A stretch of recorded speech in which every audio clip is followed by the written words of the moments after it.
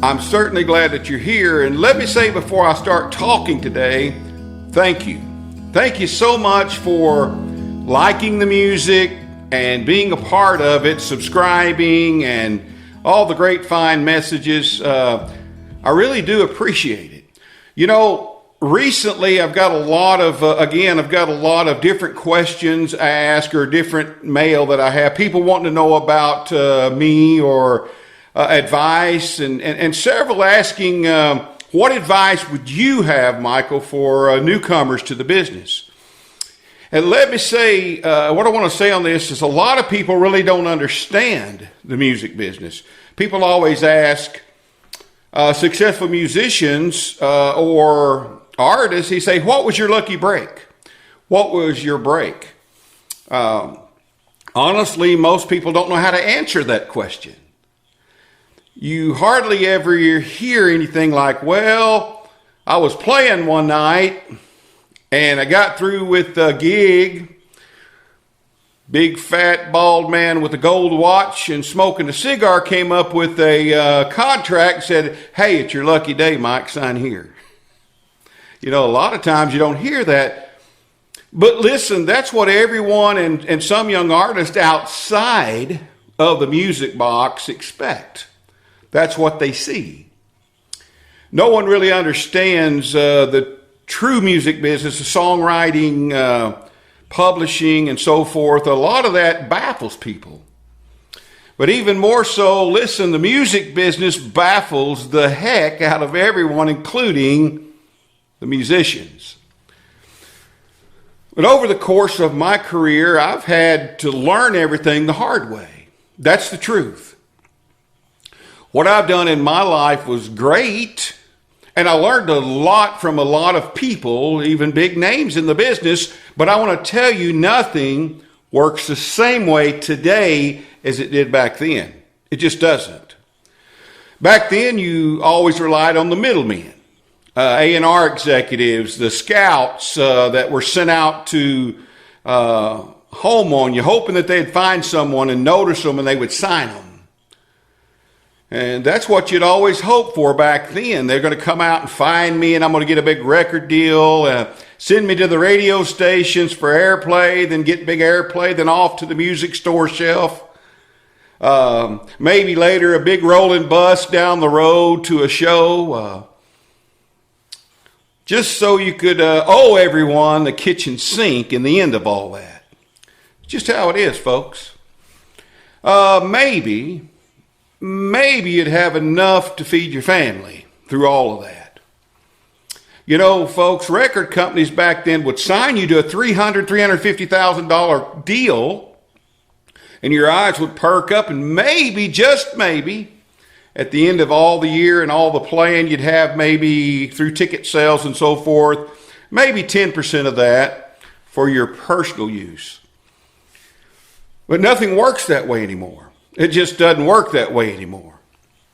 Record companies, all but a select few that I've been reading about, have laid off about 60% of their staff in the past few years since the internet came along. But listen, you could go to the internet today and you could find just about any old song you want to. In fact, I challenge you, go into YouTube or anywhere on the internet and type in just a song in your mind. It's going to come up and you're going to play it. So musicians today, folks, a lot of them are still in the old part of that. They don't understand some of these new things. But today musicians have to build themselves. They have to build a brand, a personality of who they are and what they're doing. More so than just the music. Yeah, it has to be good, but they have to build themselves.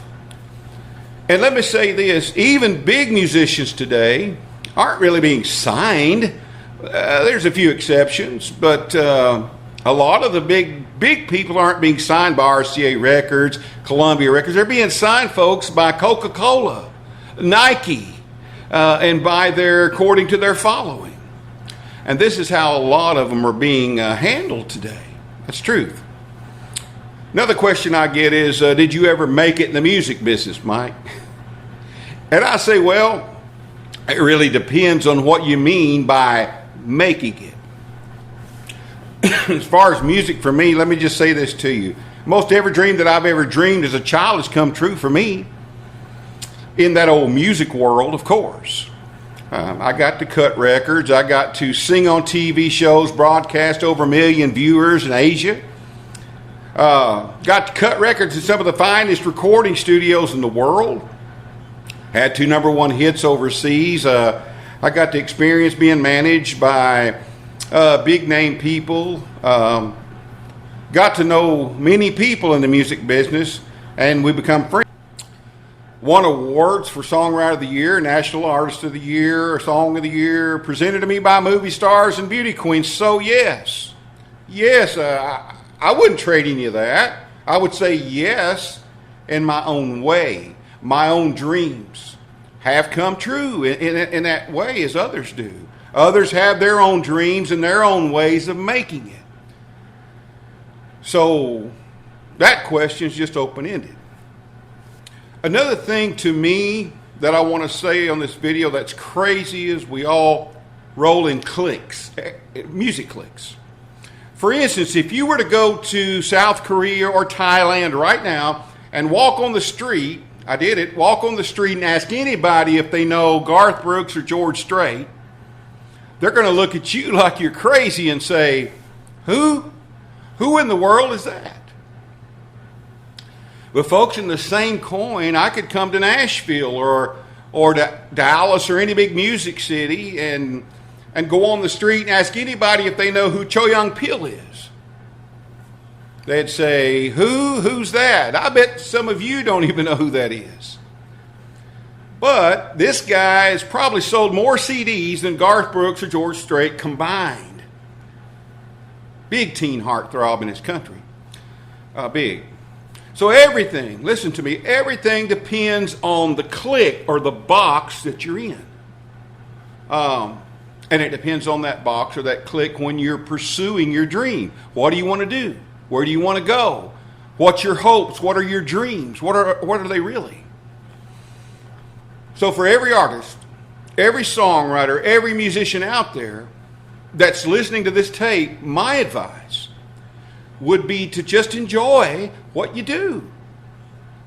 Get in your box, get in your clique, and just enjoy making the music. Everything else will come. But you have to enjoy and smile about what you're doing. Music, listen, music's not, I repeat, listen, music's not a competition of who can sing better than anyone else, who can write better. But listen, God made each of us unique.